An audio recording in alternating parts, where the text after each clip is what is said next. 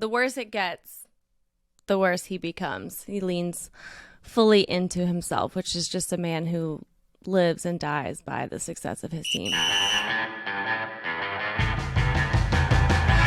Welcome to the 2021 Spinny Awards. Woo! Which is a podcast where we give out awards for 2021. Yes. I'm Haley. And I'm Jordan. Let's start with our YouTube channel. We have a YouTube channel that you should subscribe to. I think eventually it could turn into more money for me and Jordan. So please subscribe. Thank you. We also do have, your we have cool service. stuff coming on there. Yeah, but also, come on. Don't be sexist. Today we're doing the Spinnies, which is an end of the year award show. Everyone's been waiting for it. First annual. Do you want to do the Spinnies? Let's do it. I also hope we have like some fun music right here, because the Spinnies is so fun. I love that name. Yeah, we're counting on you, Harry. Okay, a year in Who's wearing a review. suit, So we by the have way? a couple, yeah. Harry, will you come on camera to show your suit? I also like it better when you're on camera. Oh, yeah. No. Well, I was eating a breakfast sandwich. I didn't What want to do kind? that on camera. That's fair. Like a little bacon, egg, and cheese. There's a really nice special near my neighborhood. In Brooklyn. Rub it bacon, in. egg, and cheese. Okay. So the first one is called The Most Unexpected Trend. So Jordan, I think we should both say our winners first, and then we can say the runners up from the category. What's Okay, your most that's fair. unexpected trend? My most unexpected trend, the winner, is the G League mattering again, because everything with COVID and players and these 10-day contracts, and now it's like people are actually watching the G League, that, you know, like GMs and things, because they're trying to find people for their team like overnight, and players are ending their 10-day contracts and immediately getting signed again somewhere else because it is desperate times in the NBA right now. But it's like, shout out to the G League. They're like, wow, it took us a couple years, but we are of importance again. So that's kind of unexpected. It is. I think the teams that have just ignored the existence of the G League, Portland being one, are going to feel it this year. Like, this is the year that Yeah. probably changes. I think it's Phoenix and Definitely. Phoenix and Portland. Yeah. Mine is older players coming back into the league to save the day. Save the day is maybe like, definitely not save the day for the team necessarily. I don't think that's been proven, but save the day for the NBA, for the overall organization, because so they can keep playing. I actually had this like argument with my dad a couple years ago. My dad and I have this all-time debate, is a better way to say it, where when teams are playing especially shitty, or we're watching a game and a bunch of people are injured, which has come up more and more, he thinks that if players kept leaving, or for some reason the top players couldn't play, he thinks it doesn't matter to what level it gets down to.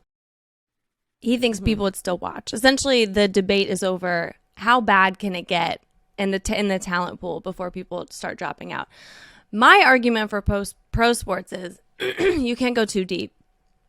You can't shave off too many layers of talent, because for pro sports, and this is the thing, is the fixtures remain the same.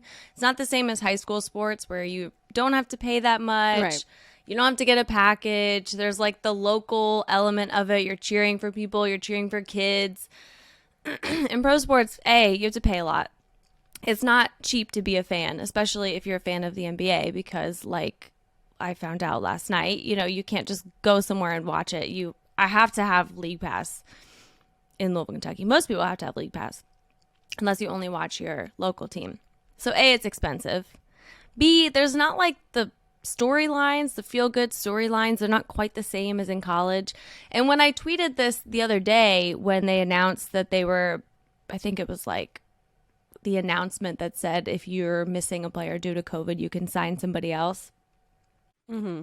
And nobody understood it. That's all I want to say. Everyone took my dad's side of you could get, it doesn't matter how many layers you take off of talent, people still watch.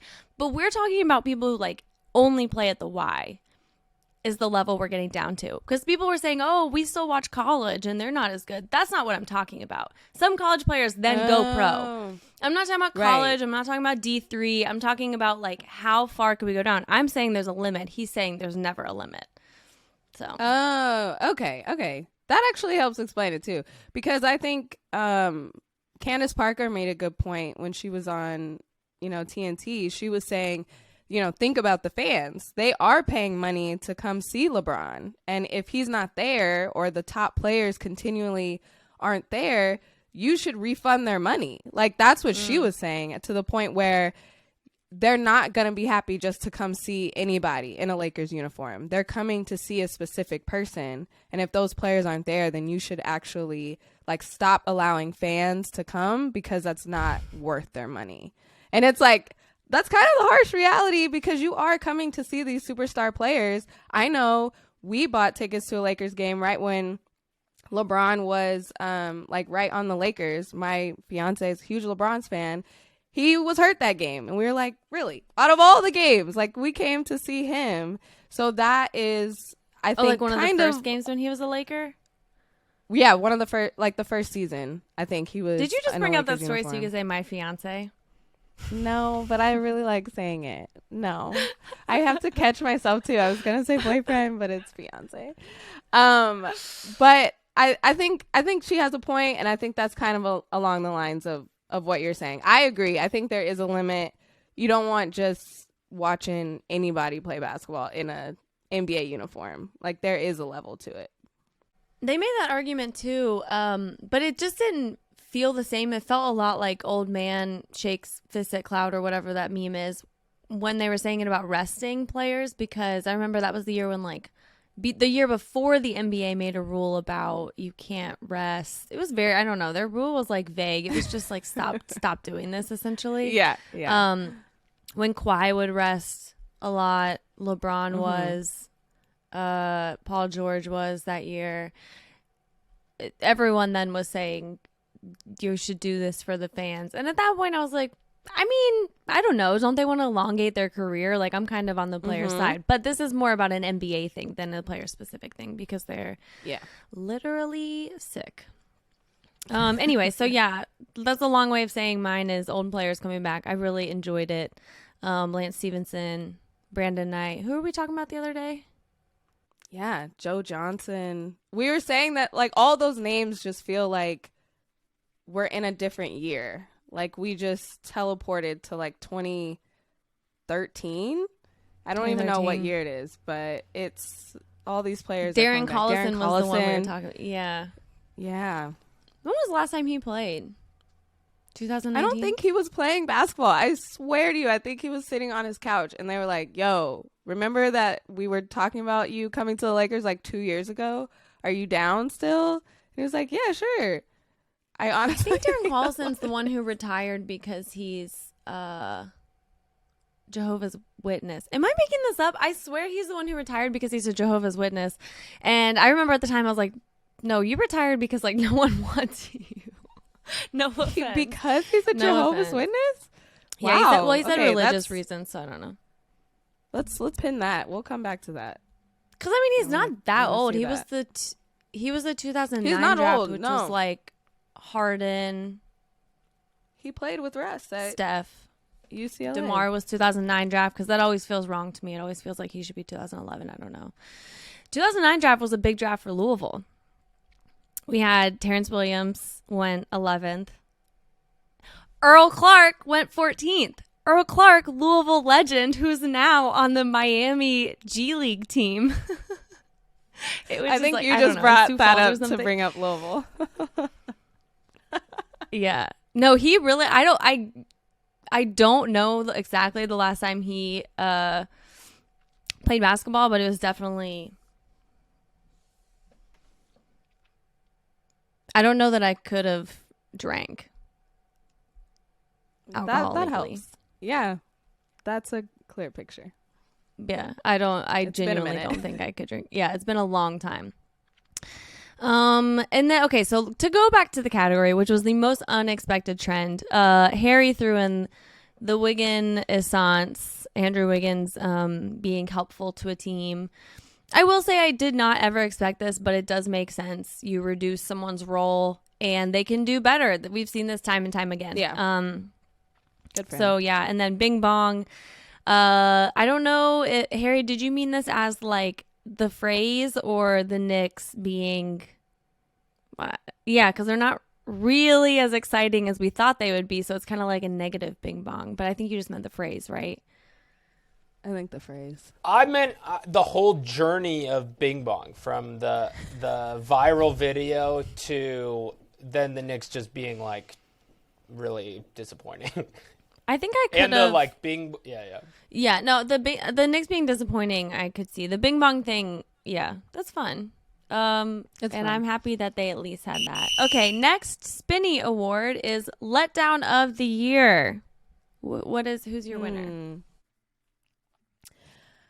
Mine is kind of like COVID 2.0 and the league not tightening regulations. Like, it's just kind of one of those, like, this is a drag because it's just like we are definitely choosing money and we're not going into a bubble and we kind of don't really care about their safety, but we're going to pretend like we do.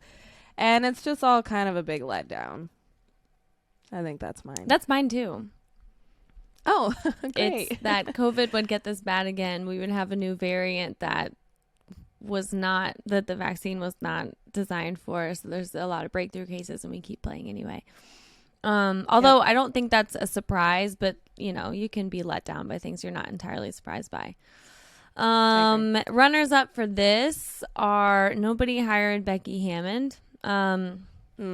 Yet again. Hopefully this is not the case next year. Yeah. The fact that so many superstars have been experiencing injuries. Yeah. That is, yeah. In addition to the whole, like, it's kind of a disgrace that the league has continued on, or at least not significantly recalibrated, which I think is the most I could have asked for out of them, to just significantly recalibrate how they're doing things. A lot of players also have COVID, and it's not, even if your symptoms are mild, we don't know the long-term effects. Some people who have symptoms that are quote unquote mild, like you cannot taste for a long time. You're fatigued. And for players who are traveling all the time, exerting physically night in, night out, playing back-to-backs, like that's probably the worst thing.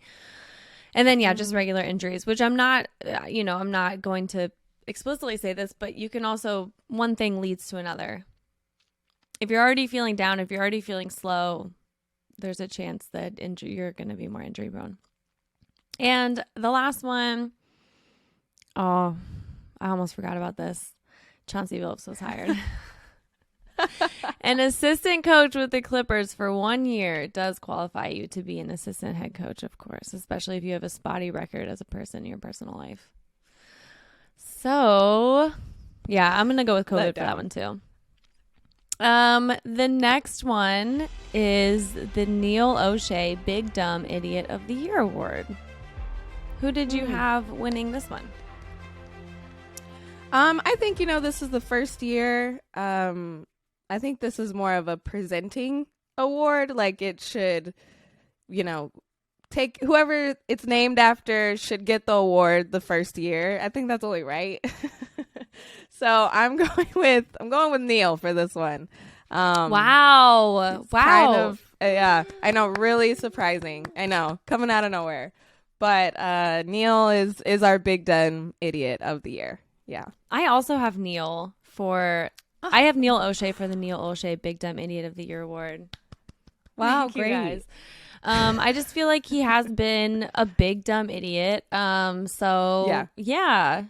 Anyway, I'm really glad that we agreed on that one. I think a solid runner up is the guy who threw beer from the Malice of the Palace doc. Obviously, he didn't throw the beer this year, but, you know, we just remember, and a lot of things were exposed. I had his name written down at one time. I think his last name's Green. I think it's Josh Green.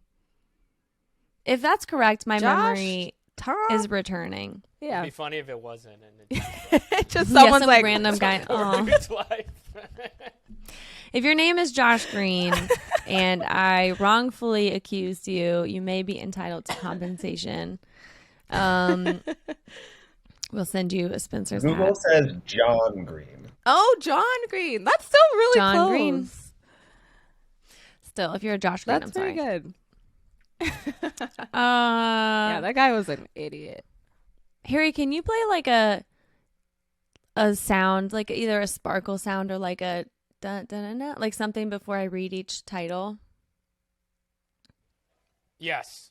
Okay. It was delayed when I was you said thinking that. And I was like, I feel like this isn't a crazy request, but okay. All right. So that's settled. The next one, this was fun. The Best Play Award. Yeah, this is Well, who fun. do you First, have? I just Or have what to. do you have? I have to caveat because I am such a nerd for plays. Like I love them. I watch, the EuroLeague women on FIBA and Twitch, and whenever there's a good play, I write it down. I don't know. Am I going to coach? Am I going to go play right now? No, I'm not going to go run this play, but I love it so much. I love the X's and O's. So Go coach this the Clippers award- on an assistant role for 1 year, and you will be a coach. Oh, yeah, I definitely will. Submit my resume just for the one play that I wrote down. Horns variation. The Valley Oop is my winner because that was just a beautiful play. Not only because of the stakes, like that was a playoff game. It was last second. You know, every time that situation happens, I feel like the commentators, us at home, are like, well, they could do a tip in. They have enough time for a tip in, and that never usually happens. But this actually happened. It was a perfect play, perfect throw to DeAndre Ayton, and it is called the Valley Oop. So that is my Best Play Award winner. Yeah, that's actually mine too. Oh my gosh. Because when you qualify it as best play, it is very, very clever to do something that people almost never do. It's so rare. Okay, so essentially Crowder's on the baseline in the quarter trying to inbound. Aiden kind of arcs inside.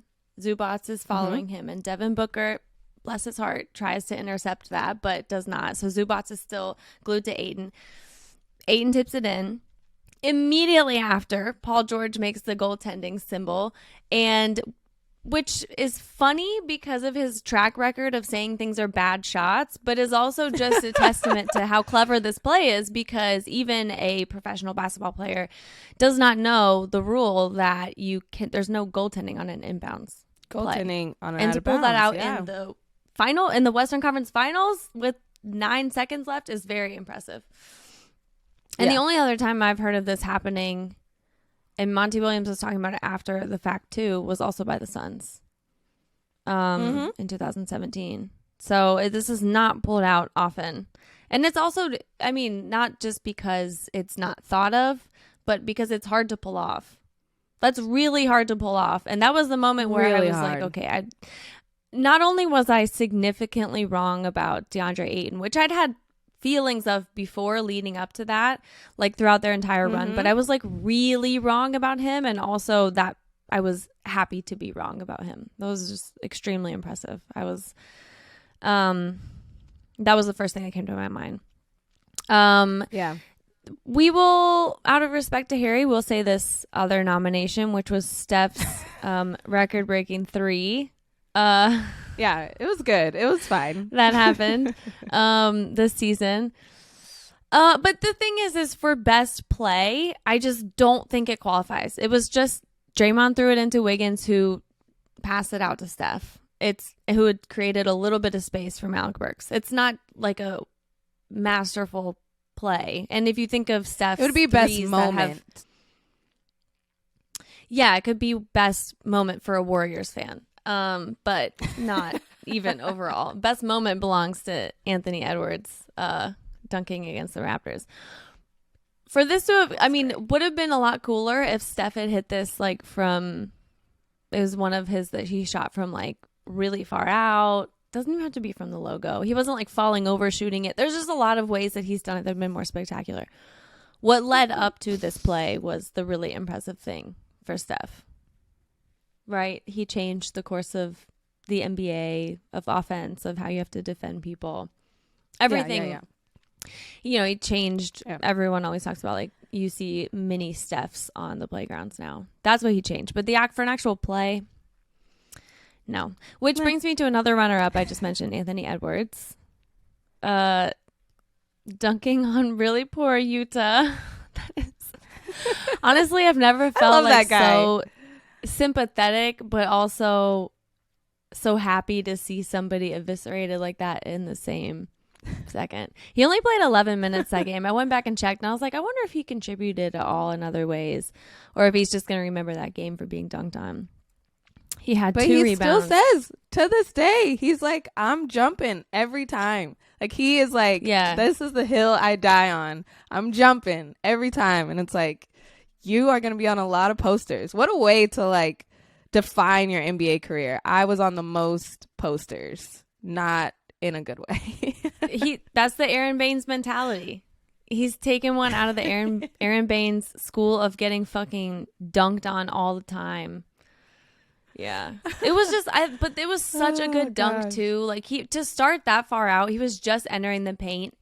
It was he had his one hand already craned back. Like this is just so impressive. It makes me think of like cartoons when the big bully would kind of like pick up the kid he was bullying, and it was just like such a ridiculous force of, you know, 2 kids the same age could not do that. 2 human beings, like one human being should not be able to dunk on another human being like that. That was just nuts. That was really good. I started saying nuts like 2 weeks ago, I think, because my aunt says nuts and I'm around her a lot now, and I can't stop saying it. I'd never said nuts before, and now everything is nuts. I don't say crazy or ridiculous anymore. It's just like now I say that's nuts. So I don't know. I actually I'm changing, didn't even dude. notice it, but now I'm excited. I'm different. I changed. And then another runner-up that actually I considered because it was just a really good, if not play, it was good play decision from Giannis was, of course, his help and recover block on Aiden. In the finals, there was Booker lobbed it to Aiden, and Giannis had to. The thing that's remarkable about this is that Giannis was facing Booker, and Aiden was just behind him, and so he and Aiden had the same amount of time technically to see it and jump, but Giannis had to fully turn around to block it and still managed to do that, where Aiden had a literally a leg up because they perceived the pass at the same exact time. Yeah. So and I think for that one too, remarkable. it's because it was the finals. Like you have to know the situation. I think that also helps with these two. Yeah, absolutely. Okay. The next Spinny is the Best Old Guy Award. Ooh. I don't remember putting this in there. But this is definitely your idea. Wasn't my idea. Okay. Mine goes to LeBron James, who's now 37 years old. I don't, at this point in his career, think it's a slight to call him old. I think it's necessary. No, I think he leans into it. Yeah. Lean in. He's obviously relatively old relative to his profession, but it is truly remarkable that he's doing what he's doing at 37, even though this year has been a bit different. And the last 2 years have been filled with things that we're not used to in a LeBron season, like injuries and gaps. And like I said last night, the turnover, that wasn't his fault. Like this stuff's kind of getting hard to watch because he is still so hyper capable that the fact that the people around him are not is upsetting. But I watched this reel that was on Twitter that was like his entire career, and it's it is mind-blowing the things he's been able to do at every stage of his career with the specific limitations he's had to deal with that just come from time, that just come from age. He was such a different player at the beginning of his career, and he's had to slowly tinker his game because for anyone else, we would say they regressed because they got slower. And with him, it's just not true. He's like found ways to make the small consequences of aging into something that's really special and good and shows how smart he is and capable in other ways. So it's just, it's been great to watch him. He's my best old guy. I have written down on here Haley's uncle, which I do remember this category. Dude. Yes, because your uncle was bringing you Popeyes, and that's why we started this category. Right. He brought me Popeyes last night. We were talking about this. Spicy chicken sandwich. I forgot how fat those pickles were. Oh, yeah, they're good. They're good pickles. Thick pickles. Yeah. Yeah. They're good pickles. Anyway, who's yours? Is it my uncle? It is your uncle. But also probably the opposite, maybe not the opposite of everything you said about LeBron, but my favorite old guy is Udonis Haslem because he's like 85 and he's still cheering on the sidelines, and Heat fans love him. Every time he gets checked in, like the last minute and a half of a game, people go crazy. I just feel like he's actually been there for 37 years, and it's so cool that he's still playing. And he's like a coach, but getting a player's salary and still getting to like wear the uniform and be with the kids. So it's cool to see. Every Miami game, that's who I come to watch. Udonis Haslem yelling at people, getting hype on the bench. It seems like the best job in the world, honestly. Yeah, so that's he's old a guy. Unique character. That's a really good one. The Heat fans get really defensive when it's pointed out how ridiculous it is that he hasn't just moved into some kind of role with the franchise that's not player, but I mean, I guess it's helpful now, or could be. Right? That's a good answer, though. That's a good award. The runners up from this are Greg Popovich, which is fine. I think he's just in this category by default, and the old guy from Squid Game. And here's the thing. I don't know if he's the best old guy. He was behind the whole thing. He started it. Mm-hmm. He was the best old guy when he was playing. He was cute. But then he was like, yo, I run this shit. And I was like, I don't know if I like you anymore. Okay, next category is Instagram of the Year. Who do you have for this one? Who did I have? Ooh. My winner for this is not a player. But it was Drake posting that he wants a WNBA team in Toronto, following that up with a post with Liz Cambage saying he wants her to be the face of his franchise. That blew my mind, and I was like, wait, could I invest? Like, I was going down this rabbit hole of like, how can we make this happen as soon as possible? And so I think of like an Instagram post that changed my day and threw me for a spin was that one. How can we make this happen? He's like a multi-millionaire. He could just do it. He could just flick some money out of his bank account and do it like in a second. I actually hated that Instagram account because I was like, shut up and just do it. I know. But it made me think about it. Look, Drake, show me you support women. I still don't buy it. He's got like 56 Birkin bags in his closet waiting for his future wife, but he can't just buy a WNBA team. I know. Literally, like 3 of those bags would probably buy a WNBA team. Yeah, like those bags are dusty. Get rid of them. Buy the WNBA team. The Liz thing. But yeah. I want her to be the face of my franchise as well. I love her. Didn't we see her at Summer League? We saw her at Summer League, and I saw her when I went to Vegas like 3 years ago, right when the Aces were a thing. She was kind of nice. She took a picture with me which she didn't have to. She was just shopping at Louis Vuitton. So it was Why were nice you in for Louis me. Vuitton? I was not. I was in the mall and I saw her and I waited for her to get out like a creep. But it's fine. It was worth it. Great picture. The next spinny is the Coach butterfly effect. So this is explain this things one. that would have been different had something else happened, which is, yeah. And we called it Coach Butterfly because had the Bucks lost, Coach Bud would have been out of there. Mm-hmm. Mm-hmm. And instead they won and now he's got a championship. I know. And specifically if Katie's foot was behind the line, like that, I think that really falls into play with that. So that was mine. Oh, that's yours specifically. Mm-hmm. That makes sense. Mine is if Ben Simmons had taken that layup. Ooh. Wow. A lot of things would be different. Wow. Okay? Wow. A lot Sixers of things fans would be are different. crying right now. Ooh, yeah. I genuinely think that he would have been, it would have brought the embracement he wanted.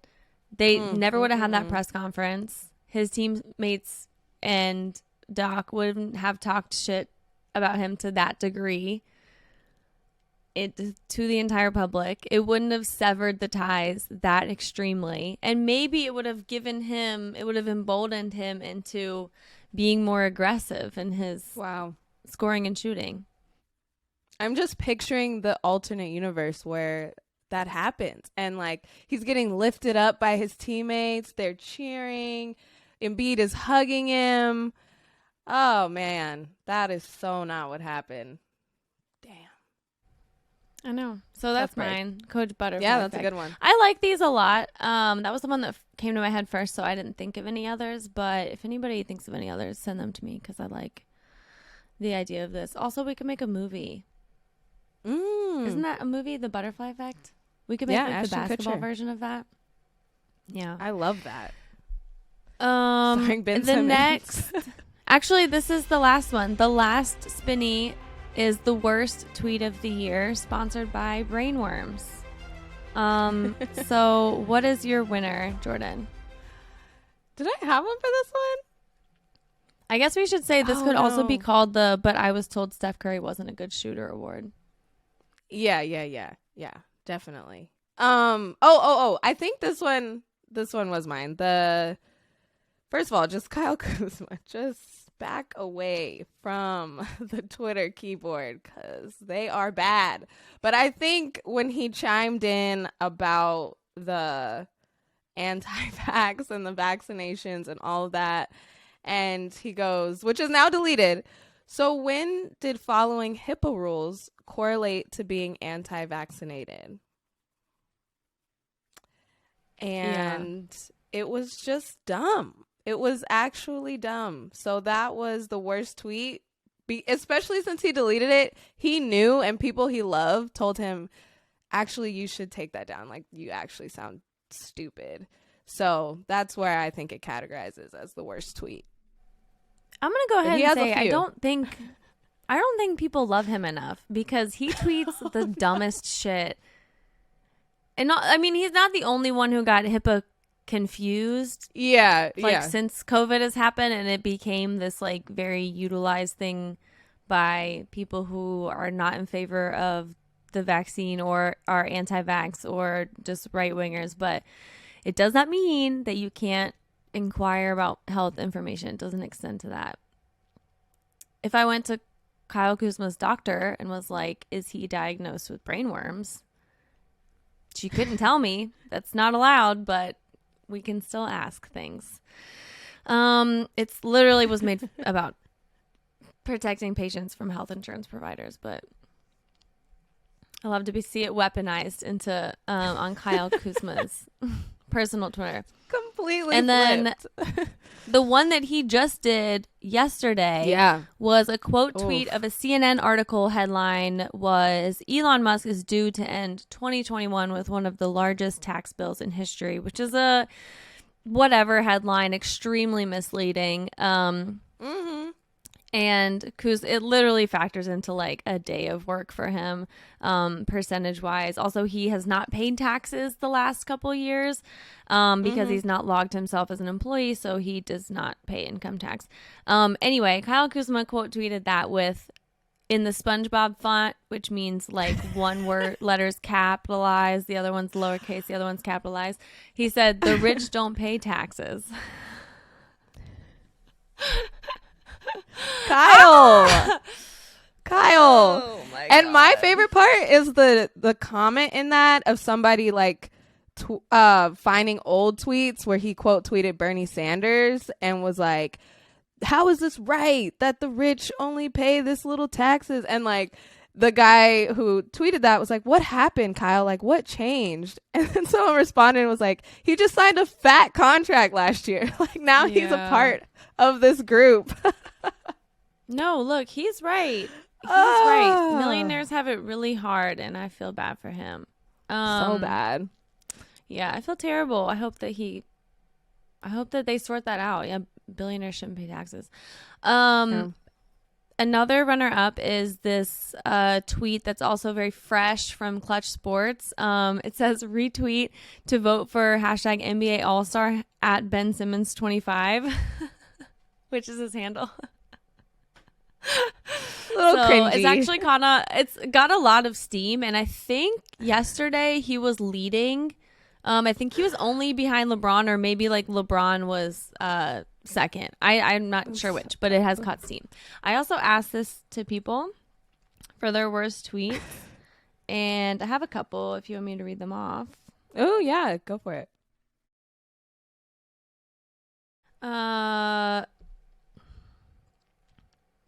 There's one by Enes Kanter Freedom, where he's saying he's in the picture with John Bolton, and he says, "Thank you for your support and friendship." So that's scary. He also was in this is the same day, a different day actually, which kind of makes it worse, where he's showing Jared Kushner something on his phone, and he says, "Beautiful things are ahead." So these are like frightening tweets. Yeah, that's not even just like worse. That's actually scary. This one I forgot about, but is very funny. Jay Williams tweeting when sorry, I clicked out of it. Jay Williams tweeted, "The first head coach of color for the Celtics, and even more importantly, he's one of the most talented individuals who's paid his dues." Just completely forgetting about their most famous player figure in history. Yeah, yikes. That was an amazing tweet. Need a fact checker. Yeah. And then he tried to go back on it and say he was hacked. No. Yeah, no, I swear. I remember this. Why would a hacker, out of all the things, come on, people, out of all the That's things. the thing is the hacker excuse really doesn't, it never has made any sense. Maybe that's my unexpected trend. The blaming it on the hackers this year. I guess I didn't give that tweet background. If you're not on Twitter, he was tweeting this when Ime was hired, and Jay Williams was essentially like, he did say he was hacked. He essentially was congratulating him for being the first coach of color, to quote him, and just forgot Bill Russell existed. That was my first thought when I heard you reading that. I was like, wait, they had a player coach. Yeah, Bill Russell. Oh man. LeBron tweeting at Chris Paul in the finals, and he said 2 down, 2 to go, and then they just lost it. So that's tough. Baron Davis tweeting a picture of tacos with ketchup on them. Wow, yeah, these are all bad tweets. Should be the worst tweet Hall of Fame inductees. We should do that every Spinnies, because all these are winners to me. Oh, you know what? Ennis also did the Jeremy Lin one. Oh, It's hard to tell even just between him. It's like, is it Kuzma or is it Ennis? Who has the worst ones? I want to say Ennis because his were a bit more like Kuzma's. I'm not saying they're not harmful, like the things he was, especially like with the vaccine and HIPAA and everything. It's not like it's not harmful, but with Ennis, they were a little bit more pointed. With Kuzma, is kind of just like he was like running around in a circle, like punching himself in the face. You know what I mean? Honestly, we did have one category on here for like strongest brand, and I think you can argue that Enes Kanter Freedom is going for strongest brand. Like he's going full in, changing his name with the tweets. Like that is his brand now. Freedom, quote unquote, is his brand. So it's going on Fox News. It's tweeting out these horrendous photos. Like that's his brand. Yeah. He has the freedom to be a fucking idiot. So he's in strong contention for next year's Neil Olshey's Big Dumb Idiot I know. Award. Wow, he's really just going across categories here. I forgot about this isn't Instagram technically, but this was like less than a week ago. LeBron had the Spider-Man meme, but it was 3 Spider-Mans, and one of them had COVID, the other one had flu, and the other one had cold. And some people were saying, no, guys, I think he just means the symptoms are similar. I don't think he's conflating all of them. But then he doubled down and he did say that he was conflating them. Anyway, yeah. You want to end it there? Let's end it there. That was a great Spinnies. Round of applause to all of our nominees and our winners. Let us know if you have any other nominees or categories that we should do. But thank you for attending the first annual Spinnies Award. Say hi on our voicemail at 502-874-4453 or send us an email at spinsters@bluewirepods.com. Spinsters is hosted by me and Jordan Liggins. This episode was produced by Jordan, Isabel Jocelyn, and Harry Krinsky. Our video producer is Jackson Safan. Our production coordinator is Devin Shepard. And our executive producers are Peter Moses, John Yales, and me.